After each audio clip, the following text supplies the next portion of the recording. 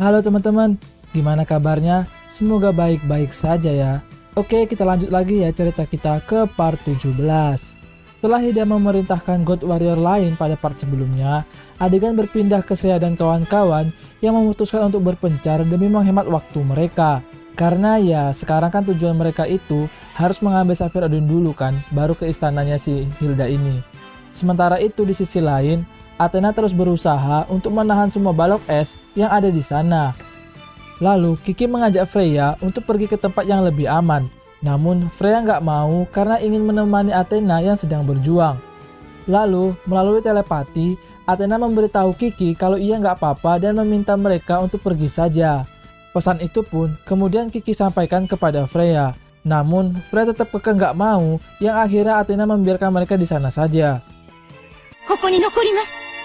でも、私はあなたと最後までご一緒させていただきます。フレアさんを守るのですよ。はい。 Di sisi lain, terlihat Seiya dan kawan-kawan yang saling berpencar satu sama lain. Ini kenapa sih Seiya malah belusukan ke tepi jurang gini? Adegan berfokus dulu ke Shiryu yang tengah melintasi padang salju. Di tengah perjalanan, tiba-tiba ia mendapatkan ilham dari Capricorn yang memberinya semangat untuk terus menjaga Athena. Rupanya, saat Shiryu mengajak Capricorn bundir waktu itu, ia yang sudah tobat pun ternyata malah memberikan jubah emasnya kepada Shiryu dan menendangnya kembali ke bumi. Maka dari itulah, Shiryu berhasil selamat walau ada campur tangan dari Athena juga sih. Setelah itu, Shiryu pun melanjutkan perjalanan, namun tiba-tiba ia diserang oleh sekumpulan serigala milik salah satu God Warrior bernama Fenrir. Beruntung, ia dapat mengalahkan semua serigala tersebut dengan sangat mudah. Melihat semua serigalanya mati, Fenrir pun sangat marah dan lalu menyerang Seiya dengan jurus, susah banget nih nyebutin nama jurusnya. Shiryu pun dapat menangkis semua pukulan Fenrir walaupun ada beberapa yang lolos dan melukainya. Akan tetapi pada serangan berikutnya, Shiryu terlalu fokus untuk menangkis serangan Fenrir sehingga tanpa sadar Fenrir sudah berada di depan Shiryu dan melukai pelipis matanya. Akibatnya, darah yang mulai keluar dari pelipisnya itu mengganggu pandangan matanya.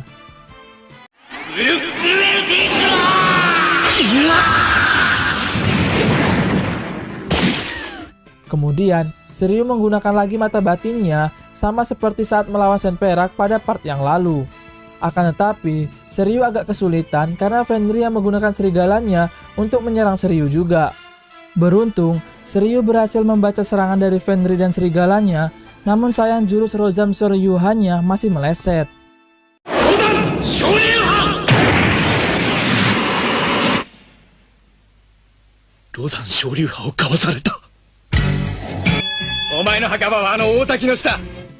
Setelah itu, situasi malah semakin sulit karena jarak pandang Shiryu yang sangat terbatas.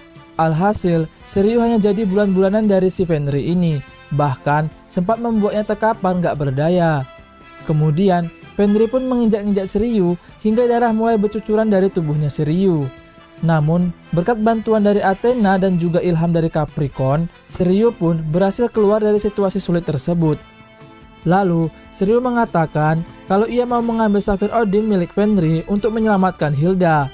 Ia pun juga berusaha memberitahu Fenrir kalau sebenarnya Hilda sedang dalam pengaruh cincin iblis. 俺の守護石であるオーディン・サファイアを手に入れるだとヒルダ様が邪悪と化しただとフェンリル、俺を信じろ、信じてくれ。 Akan tetapi, Fenrir nggak percaya karena memang ia nggak lagi percaya dengan manusia dan hanya percaya dengan serigalanya. Hal itu membuat Shiryu bingung karena sejatinya seseorang haruslah memiliki rasa saling percaya dengan manusia lainnya. Kemudian, Fenrir pun menceritakan masa lalunya sebagai anak raja yang sedang bermain kuda di tengah hutan bersama keluarga dan juga para pengawalnya.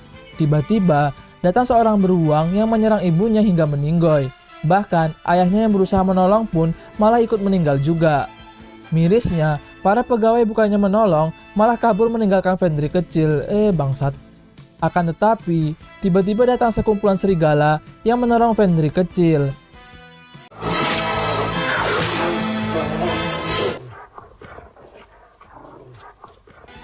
Sejak saat itulah, Fenrir semakin dekat dengan serigala-serigala tersebut. Ditambah lagi, nggak ada satupun yang peduli dengan dirinya setelah ia menjadi yatim piatu. Satu-satunya manusia yang Fenrir percaya hanyalah Hilda, karena ialah satu-satunya orang yang dapat menjinakkan serigalanya.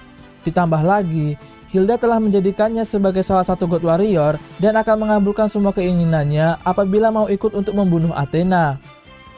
Kembali ke masa sekarang, Shiryu pun terus memberikan ceramah non-jutsu agar si Fenrir ini percaya padanya. Namun, Fenrir tetap gak percaya dan kembali menyerang Shiryu dengan jurus barunya, yaitu Northern Gunryuken. Namun, Fenrir tetap gak percaya dan kembali menyerang Shiryu dengan jurus barunya, yaitu Northern Gunroken.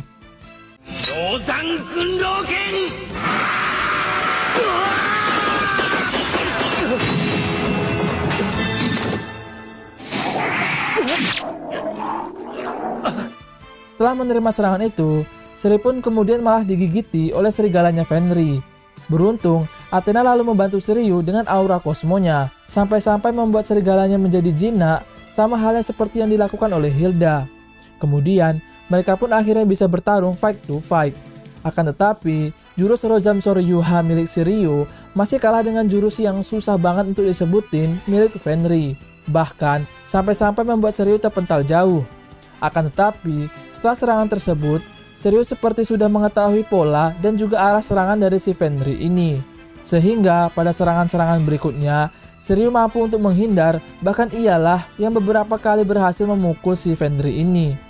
Akan tetapi, karena memang kondisi matanya tidak begitu baik, Shiryu pun memilih untuk menghancurkan tebing tinggi di dekatnya dengan Rozam Soryuha miliknya.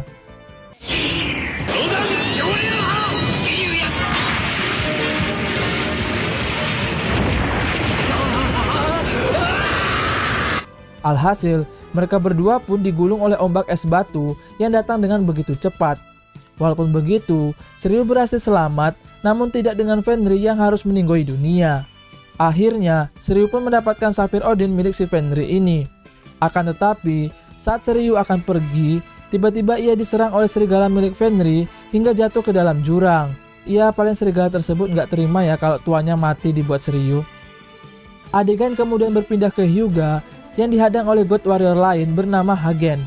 Lalu, Hyuga mengambil inisiatif untuk menyerang terlebih dahulu dengan debu-debu intannya. Akan tetapi, serangan tersebut mampu ditahan, bahkan dikembalikan oleh si Hagen ini. Beruntung, senjata makan tuan itu tidak terlalu berpengaruh bagi Hyuga. Kemudian, Hyuga mengingat lagi pertarungan saat melawan Aquarius, di mana saat itu dia berhasil mencapai 0 mutlak. Lalu, Hyuga langsung to the point kalau ia mau mengambil Sapphire Odin milik Hagen untuk menyelamatkan Hilda yang dalam pengaruh cincin Nebulangen, yang mana itu juga merupakan permintaan dari Freya. Namun, hal itu malah membuat Hagen kesal karena Hyuga yang membawa-bawa nama Freya. Akibatnya, Hyuga pun harus terkena serangan Universe Freezing milik Hagen hingga membuatnya membeku di dalam balok es.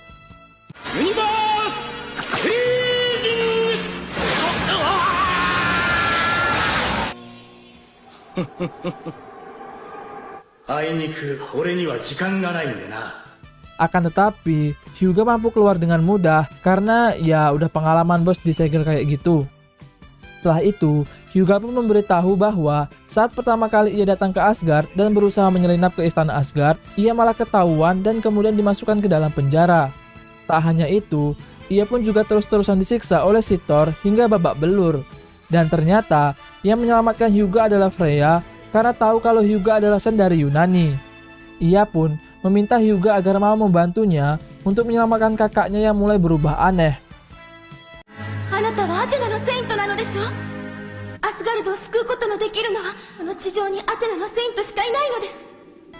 Saat sudah di luar, mereka pun ketahuan dan itulah awal mula Hyuga dan Freya dikejar-kejar oleh anak buah Hilda pada part sebelumnya. Mendengar itu, Hagen pun gak percaya dan entah mengapa ia menjadi begitu marah sampai gak berhenti untuk menyerang Hyuga.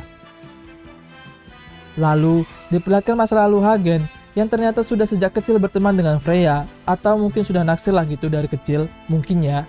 Mereka pun selalu bermain bersama bahkan sampai mereka dewasa. Akibat kedekatan itulah, ia sangat setia untuk melindungi Freya dan juga calon kakak iparnya itu.